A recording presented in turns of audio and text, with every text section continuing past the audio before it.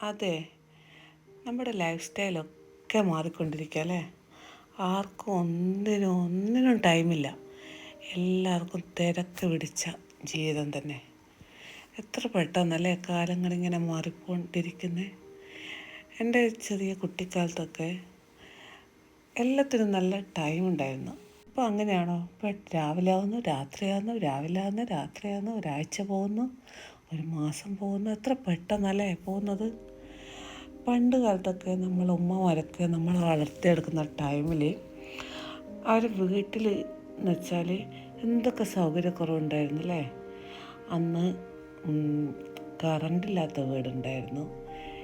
ചിമ്മിണി വിളക്കൊക്കെ എൻ്റെ കുട്ടിക്കാലത്തൊക്കെ ആ ടൈമിലൊക്കെ ഞാനൊക്കെ ആ ലൈഫ് സ്റ്റൈൽ കൂടെയൊക്കെ കടന്നു വന്ന ചിമ്മിണി വിളക്കും അതിൻ്റെ ആ സ്മെല്ലൊക്കെ ഉണ്ടല്ലോ, പറഞ്ഞറിയിക്കാൻ പറ്റില്ല. അതിൻ്റെ ചുറ്റുവട്ടത്തിരുന്ന് സംസാരിക്കുന്നതും ഒക്കെ. ഇപ്പോൾ അതൊന്നുമില്ല, ആർക്കും സംസാരിക്കാൻ വരെ ടൈമില്ല. അതുപോലെ അന്ന് ഈ മോട്ടറും വെള്ളം പോലും ഇല്ലാത്ത പൈപ്പുകളൊക്കെ ഇല്ലാത്ത വീടുണ്ടായിരുന്നു. പിന്നെ അന്ന് മിക്സി ഇല്ല, ഗ്രൈൻഡറില്ല, എന്തൊക്കെ സൗകര്യക്കുറവായിരുന്നു.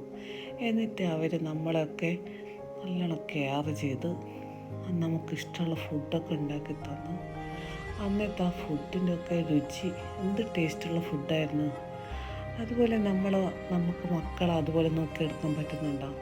ഒരിക്കലുമില്ല. നമ്മളൊക്കെ തിരക്ക് പിടിച്ച ജീവിതത്തിൻ്റെ ഇടയിൽ നമുക്കിപ്പോൾ എല്ലാ സൗകര്യങ്ങളുണ്ട്.